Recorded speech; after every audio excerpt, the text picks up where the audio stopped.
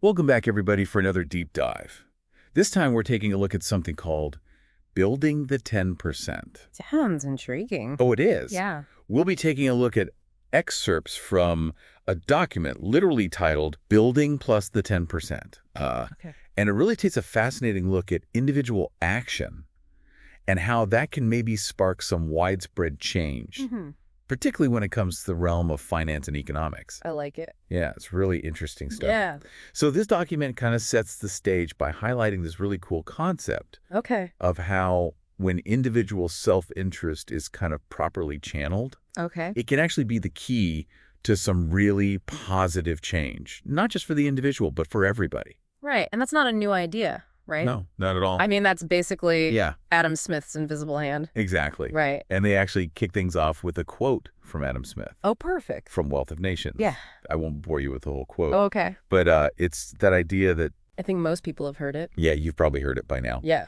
But that individuals pursuing their own advantage can actually lead to benefiting society as a whole. Right. But the source takes this idea a step further Okay. and applies it to a very specific program called the IBC Practitioner Program. Interesting. Yeah, have you heard of this? I have, yeah. Okay, Yeah. so for those who maybe haven't encountered this before, can you give us a little bit of background? Sure. So the IBC Practitioner Program is basically designed to equip financial professionals Right. to help people become more financially independent. Okay. And it's really based on the idea that empowering individuals will then ripple outwards to create a more prosperous society as a whole. So it's kind of like a chain reaction, starting with individual financial well-being. That's the idea. I like it. Yeah. Makes sense. It's a beautiful idea. Yeah, but then they throw a little bit of a curveball. Oh. They point out that there is a major roadblock to actually achieving this vision, and that is socialism. Yeah. So the document, it doesn't mince words. Right. It straight up calls socialism society's main problem. And it argues that by giving the government so much control, it stifles individual liberty Right. and economic freedom because they have so much control over resources and production. They even quote Ludwig von Mises, Oh, who wow. famously called socialism an evil idea. Yeah, that's a pretty strong statement. Definitely. But it definitely lays the groundwork Yeah. for what their solution is to this problem, which Yeah. is something they call building the 10%. Okay.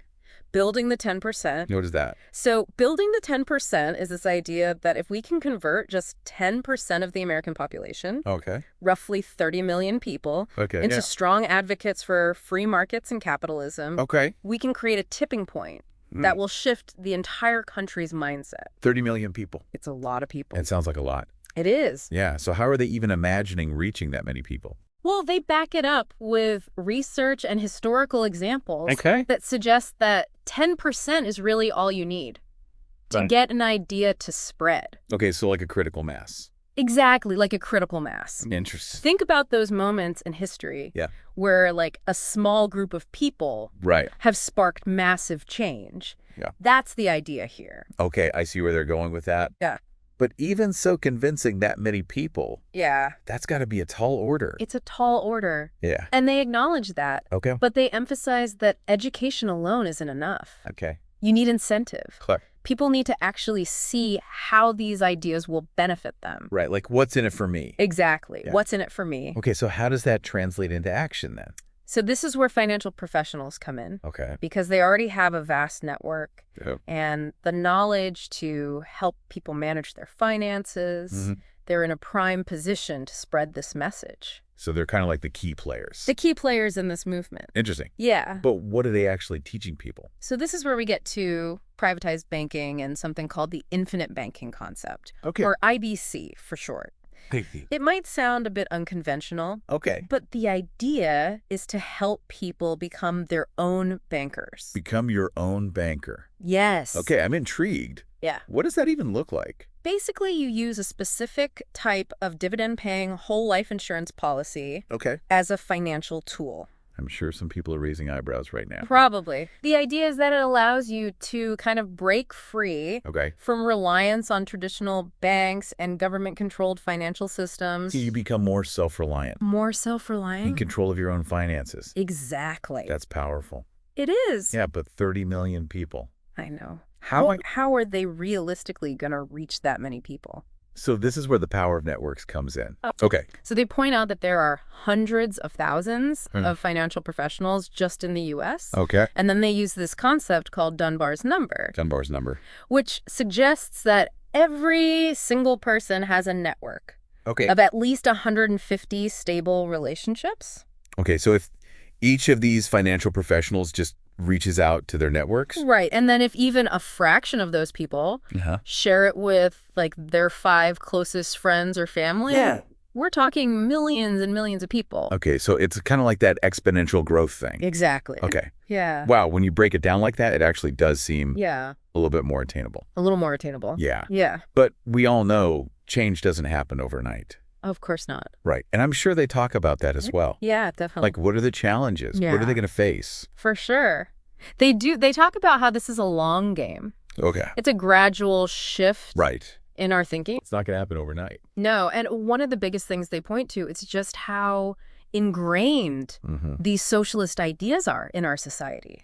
You know, it's not just about introducing new ideas. Right. It's about challenging this mindset that's been around for such a long time. Yeah, that's a tough battle. It is. Yeah. They say it's everywhere, you know, in government policies, Right. education systems. Of course, the media. And media, it's everywhere. Yeah. It's become so normalized that we don't even question it. Right. It's just how things are. It's just how things are, yeah. So they're really talking about like a fundamental shift in how we even view like the role of government and individual responsibility. Yeah, absolutely. So how do they propose we tackle something that's so deeply rooted? Well, they say it starts with education and empowerment. Okay. It's about giving individuals the knowledge and the tools to actually make informed decisions about their own lives, Right. particularly when it comes to finances. So it's about like giving people the power Yes. to break free from the system that they see as limiting. Exactly. And they argue that once people start to experience the benefits of being financially independent, self-reliant, they'll be much more likely to question the status quo Okay. and demand more freedom. Interesting. Yeah.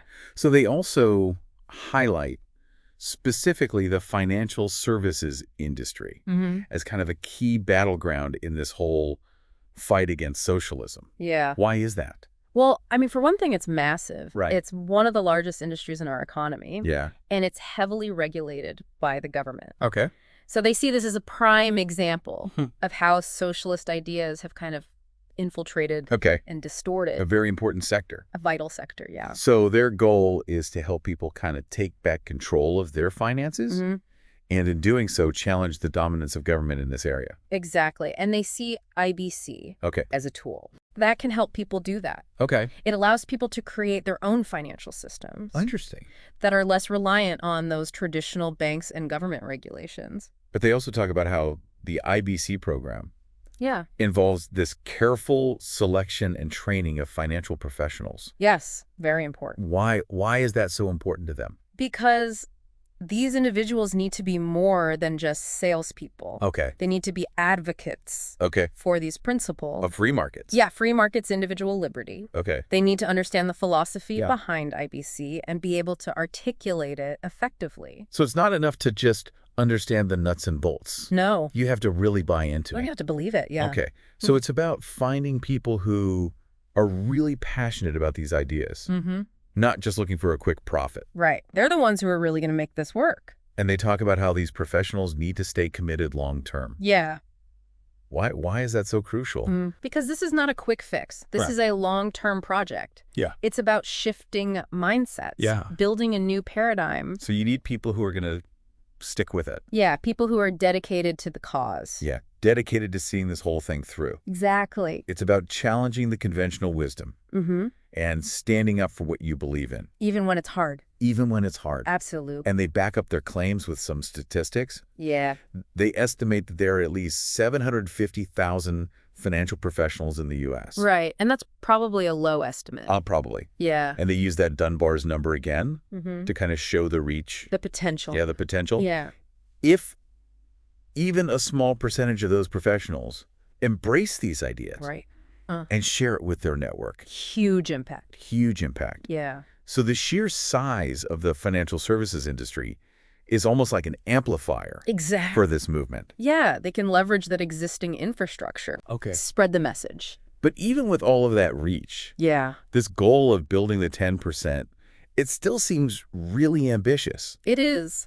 Are they realistic I think so. about the challenges? Yeah, they acknowledge that it's not going to be easy. Okay. They talk about the deep roots of socialist ideas. Right. The resistance they'll probably face. Right. People who benefit from the current system. Exactly. And Yeah. just the amount of work it's going to take. To change minds. To change minds, yeah. Yeah, so they're not sugarcoating the difficulties. Nope, they're not. Okay. But they also have this, like, unwavering belief Okay. in individual action Okay. and its ability to create change. They see it as a battle worth fighting. Absolutely. A vision worth striving for. And they end this whole section with a really powerful statement. Oh, yeah. They say, building the 10% is not a fantasy. Mm-hmm. It is serious work Yeah. with major social, political, and economic implications. They're not messing around.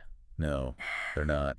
So they're not just talking about like a financial strategy here. No. They're talking about like a fundamental shift. A paradigm shift. Yeah. Yeah. In how we view our society, Oh, absolutely. our economy, our role as individuals. It's a movement. It is a movement. Yeah. Wow. Like reawaken to these principles. That's a bold vision.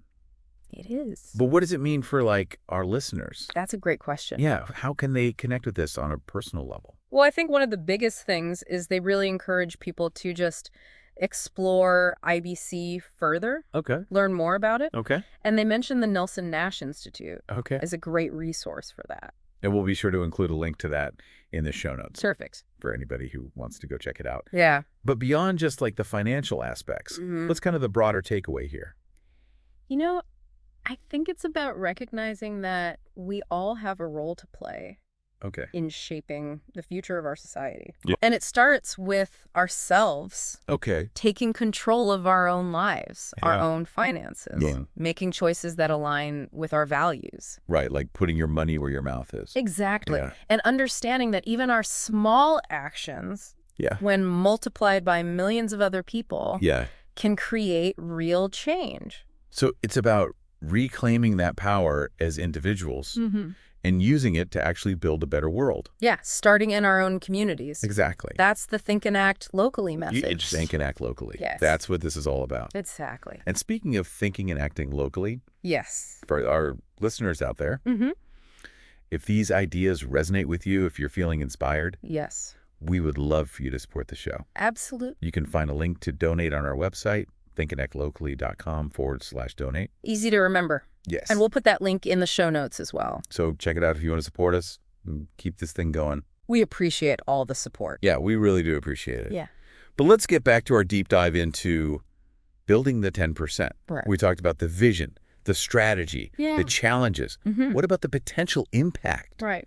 What does the future look like if this actually works? Okay. Well, they talk about a future where individuals are much more self-reliant, Okay. less dependent on government. Okay, so less reliant on things like handouts and programs. Exactly. And they really see a resurgence of entrepreneurship Okay, and innovation. because people are empowered. Yes. They're taking control of their own destinies. So it's not just about personal wealth then. No. It's about a shift in the entire economic landscape. It is, they argue that as more and more individuals embrace these principles, Okay. free markets, Yeah. sound financial management, it'll create this ripple effect Interesting. across the entire economy. Okay, so greater prosperity for everybody. That's the idea. That's a pretty optimistic outlook. It is. Are they being naive, though? Well, Do they really think they can change, like, the entire system? I mean, they acknowledge that it's a huge task, Right. but they believe it's possible Okay. if enough people buy into this vision. Okay. And they point to history Ah. as evidence that small groups can spark change. Right. It's like that Margaret Mead quote. Oh, yeah. Never doubt that a small group of thoughtful, committed citizens can change the world. Indeed, it's the only thing that ever has. Powerful. It is. Yeah. But how do they keep the momentum going? That's where education comes in. Okay. And mentorship. Okay. They say it's not enough to just convert people. Okay. You have to give them the tools Right. to teach the next generation. So it's got to go beyond that initial 10%. It has to, or it all falls apart. Right. Okay. So it's a multi-generational project. It is. Long-term commitment. Yeah, to building a society that values these things. It sounds like they're not just trying to change the rules of the game. Mm-hmm. They're trying to change the players. Change the players, yes. Create a whole new generation of thinkers. That's a great way to put it. So where does government fit into all this? That's a good question because they're pretty critical Right. of government intervention. Yeah. They're not advocating for no government. Right. Yeah. They still believe in limited government to Okay. protect individual rights. Okay. But they think individuals should be the ones Okay. making decisions about their lives and finances. It's about finding that balance. Yes, that Yeah. balance Ah. between freedom and responsibility. Interesting perspective. It It is. really gets you thinking It is. about all these different things. Yeah, how it all fits together. So what's the call to action for our listeners? If this sounds interesting to you, Yeah. the first step is to learn more Okay. about these ideas. Okay. Look into IBC, Yeah. read some free market economics, Think critically about the systems. the systems we live in, Yeah. and then talk about it. Okay. Tell your friends. Your family. Have those conversations. Those are the seeds of change. Exactly. And then if you're really feeling inspired, Yeah. think locally. Yes. Act local. Think and act locally. Get involved in your community. Support local businesses. Exactly. Advocate for policies. Yes, make your voice heard. That's what it's all about. It is. And speaking of think and act locally, Yes. big thank you to all of our listeners We appreciate you. for joining us on this deep dive. Absolutely. We hope you found it as thought-provoking as we did. We always do. We always do. Yeah. And if you're enjoying the show, if you're finding value in these conversations, Please consider supporting our work. you can find a link to donate on our website, thinkandactlocally.com/donate. That link is also in the show notes. So check it out. Every little bit helps. It really does help us keep this thing going. We appreciate it. And as always, thank you for listening. And remember, The future is in our hands. let's build it together.